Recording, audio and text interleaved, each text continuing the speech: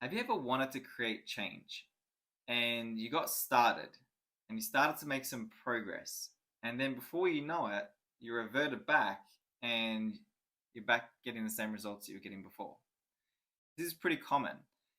And I want to share with you three core beliefs today that, if you were to work on, can help you to create lasting change, permanent change. Because anyone can create temporary change, let's face it.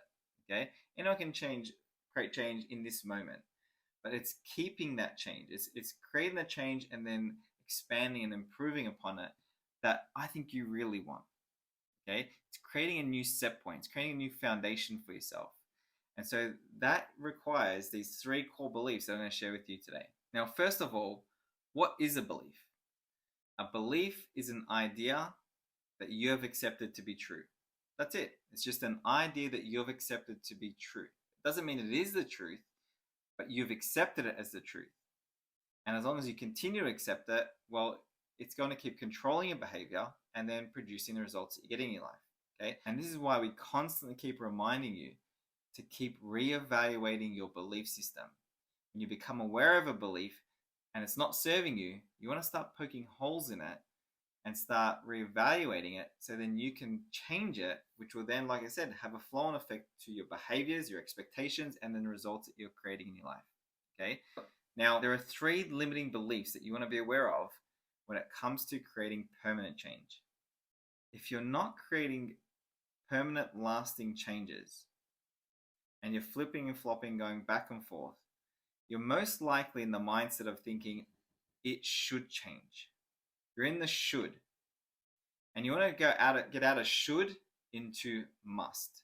It must change. What should change will never take priority over what must change. Should is what you do when it's convenient, but should will not create consistency. Okay, and this is what a lot of people lack when it comes to creating permanent change. They haven't got the consistency. They haven't formed the habit. They haven't changed any part of their paradigm. It's just been intellectual the whole time. When we change our should to must is non-negotiable. What you must do is the thing that you find a way to do, because there's a consequence if you don't. And the consequence is your leverage. It's the leverage that's going to get you to the gym if you're overweight. It's the leverage that's going to get you to quit smoking. It's the leverage that's going to get you prospecting if you're trying to grow your business. And the greater the consequence, the greater the leverage that you have. And I love the way Dr. Kenneth Blanchard put it. He said there's a big difference between being interested and being committed. When we're interested, we do what's convenient. When we're committed, we do whatever it takes, accept only results, not excuses. And that is the mindset that you want to be in when it comes to creating permanent change. Interest is not going to get you there. Shoulds are not going to get you there. Must and commitment is what's going to help you in the first stages of creating lasting change. The second core belief is I must change it. Not only must it change, but I must change it. The responsibility is on me to do this now. So there's a very big difference between the sales in this company must improve dramatically to I must improve the sales in this company dramatically. Very, very different statements there. One is about something and you're relying on possibly other factors, other people that are going to play a part in something changing and creating that permanent change. And another one is empowering. The other statement is empowering, like I must change it. See, when we're relying on something or someone outside of ourselves to improve or change our results, well, we're giving our power away. You're literally disempowering yourself. But when you take that full responsibility, say, I must change it, now you're empowering yourself. You're reclaiming your power. And now there's automatically in your mindset, you start getting to work and thinking of how can I change this? What can I do right now to make this change? It's a completely different mindset. Now, the third core belief that you must have is I can change it. In order for you to create lasting change, you've got to believe that you can do it. See, there's intellectual belief and then there's subconscious belief. We have belief on two levels, okay? But a subconscious belief that you can do it, and this is directly tied to your self-image. This is directly tied to your identity, okay, which is part of your paradigm. But in order for you to create this permanent change, you must believe on a subconscious emotional level that I can change this. You're most likely not going to put in the time and the effort to doing something if you don't believe that you can change it. Think about that. You're not likely to put in the time and the effort to doing something or changing something if you don't believe that you can actually change it. Okay? Now, why wouldn't someone believe that they can do something or that they can change something? Maybe they're looking at their past as a reference. Maybe they're looking at their past as a measuring stick as to what they think they can do now or in the future. Okay? The past does not equal your future. The past has nothing to do with your future. You may learn things from the past, but right now, in this very moment, you are different. You can create something new, but it's going to require you to think differently than what you did in the past. It's going to require you to show up differently than you did in the past. Okay? Every moment is a new moment. Every moment you have the opportunity to create something completely new, regardless of what you've done in the past. Something completely new. So why would anyone let the past control their present or their future?